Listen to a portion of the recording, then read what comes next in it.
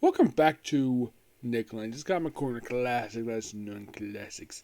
This is episode number 2427 and episode 2321. Yeah. We're here discussing a Thor trade and a... Thor trade and a Iron Man trade. The Thor trade is simply put Thor Across the Worlds, which collect issues 2635 of Volume 2. Now, I will review how I'm done with this one. I'll tell you where I left because there is not a lot left this one. So, pretty much in a way, this book covers the time period of... It collects issue 2635 of the volume. It goes from June 2000 to March 2001. That's as far as it takes up to. Now,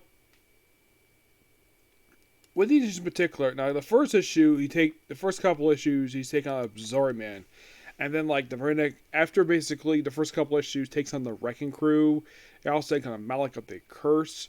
In issue 33 is noteworthy for being the first time a recurring character entirely becomes Thor Girl. Yes, Thor Girl. If you don't know who that character is, she is simply the female version of Thor. And you might be curious though, did she ever get her own solo book? Nope, never did.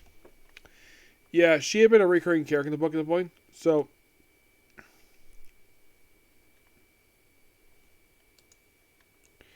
Yeah, and that's pretty much like a lot of basically what goes on here. We also get her appearance here by Iron Man. But always was great to see Thor fighting the Wrecking Crew. Now also, this thing might be interesting though. John Romita Jr. is not the artist anymore of the book. Nope. For 26, it's Eric Larson. Like, okay, that's interesting. Eric Larson also does 27. 28 is done by Eric Larson. 29 is Andy Kubert.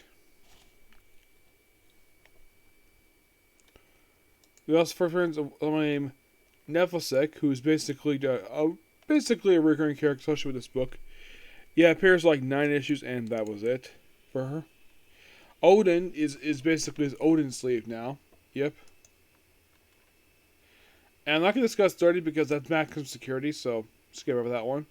And then with issue 31, basically, they switched over from fighting Wrecking Crew to fighting Malik of the Cursed for a few issues. Yeah, it lasts for a few issues. 32 is basically a double-sized issue. It's a 100-page special.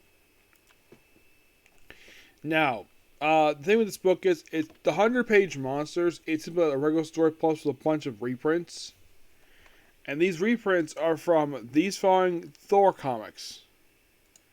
136, 272, 263. And Tales of Asgard backup stories 127, 128. Yeah, really cool idea to this. And they did this for like a lot of the Marvel books at the time. So,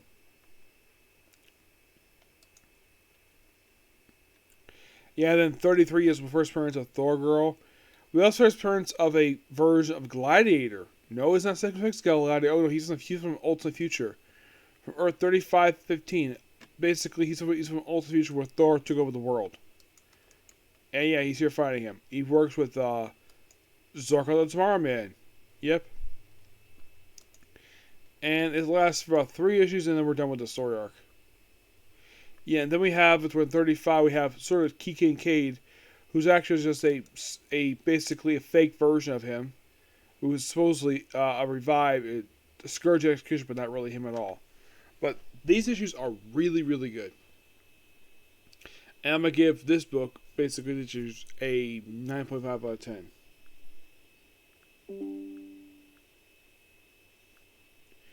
Now, next up we have is Iron Man Heroes Return, the Complete Collection, book number 2, which had collected issues 15 to 25, along with Thor, volume...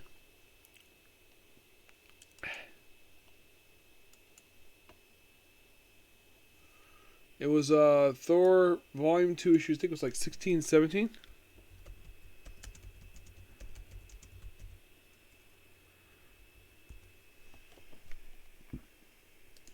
Here we go. Yeah, 16, 17, extra 17. I also collected the 910 in the annual. Peter Parker Spider-Man Volume 2, number 11, Juggernaut, 8th Day, and Iron Man the Iron Age 1 through 2. Now, I am going to be discussing here most of this book. I'm not going to be discussing 2025, the Thor issue, and the Peter Parker Spider-Man and Juggernaut issue. I'm discussing those 5 issues merely because of the fact it's the 8th Day crossover. Yep. Now, these issues are sadly put the final issues by Kurt Busiek because after this, Joe Quesada takes over briefly for the book. Yep, as a matter of fact, I'm going to discuss his issues next time I talk about this particular run. Yep. And throughout these issues for this Iron Man book, we first start out basically where you have Iron Man versus Nitro, and this is an issue I think Linkard brought up when we talked about Civil War 1, where you have Nitro basically exploding multiple times, and that was a way to tire him out. Yeah. Really interesting idea to do this, and here's the strange thing though. His last appearance was back in Spider-Man number 9, Peter Parker Spider-Man number 95, released in 98, basically a year prior to this. And his next appearance after this issue would be in the annual for Iron Man. Yeah.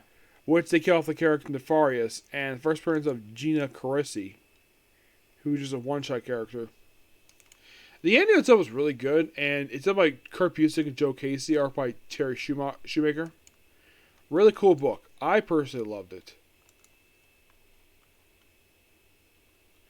Yeah, and there's also a character from the Iron book who got killed off here named Charles Gray, who had been associated with Lucifer. Yeah. He gets killed off in issue 16. Like the very next issue is his death. Yeah, then we get a story arc from basically about 15 to about 17, where it's basically Iron Man versus Fing Fang Foom, while possessing a boy. And then the next 3 issues is Iron Man versus Sunset Bean and a guy who stole the War Machine armor. Yeah, I'm like, that is so awesome. You think, okay, what about the remainder of the issues? Well, for 23 and 25, it's basically simply put this. It is Iron Man dealing with the return of Ultimo and basically battling him for the next few issues. Yeah, so awesome. And, well, that's kind of it when it comes to the main issues of Iron Man. But we're not done with discussing his run just yet. Nope.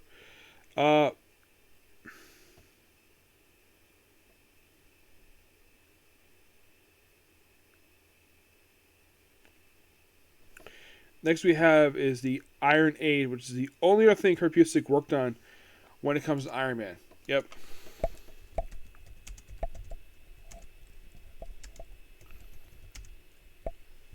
This was a 2-issue miniseries released in 1998, released probably alongside of this. The first issue is mostly focused on Iron Man himself. It's just kind of a recap of Iron Man's history, written by Kurt Busiek, and their next issue is focused on Happy Hogan. Yep. You also have this guy who worked for Action Oil named Simon Kranger, who actually gets killed off in this miniseries. Because it's mostly put just a recap of Iron Man's history, kind of, in a way. But it's really good here. I personally enjoyed it. And that, sadly put, like I mentioned, is the end of Kurt Busiek's time on the book. Yep. And also, Carol Danvers is dropped from the book right after issue 25. Yep, she is dropped from the book. After be a recurring carrying the book since like issue 10-ish. Yeah. Basically, she is dropped. She basically no longer appears the rest of the volume. You thinking, really? Yeah, really. She, pretty much right after that, she moved back to Avengers, where she was there for pretty much the rest of that run. Yep, so I guess basically her probation is done, whatever she's doing in Iron Man. But yeah, she's out of the book. My guess is Kurt Busiek was the writer of the character, because he probably took her back over the Avengers. My guess is probably the reason why he ended this run on Iron Man, so I feel like this run was really good. My theory is that he was given too much work, and I think doing both these 2 books was too much for him. So he said, in his 2-year run Iron Man, while he continued his full-year run on Avengers. And like I mentioned, basically, Jokistar takes over right after he leaves.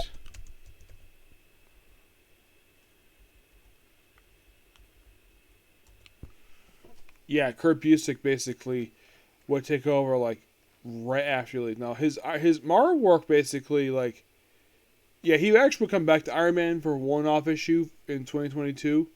He did the final issue of the previous final for the book. Yeah, but you want to think, okay, so when he wrapped up his Avengers run, which I think wrapped up, I think the same. Actually, it was not long after this. It was just a couple years, just after this run wrapped up, that he ended his run in Iron Man. So you're probably thinking, okay, what do you work on next for Marvel? Once his run for Avengers ended, well, he was also kind of working on at the same time the Thor Godzilla miniseries, and apparently he also ended his run on Thunderbolts this period of time. Yes, he did. I discussed that already. So, okay, so the obvious question is, what was he working on? Well, he worked on briefly Order. He was also working on Defenders. Yep.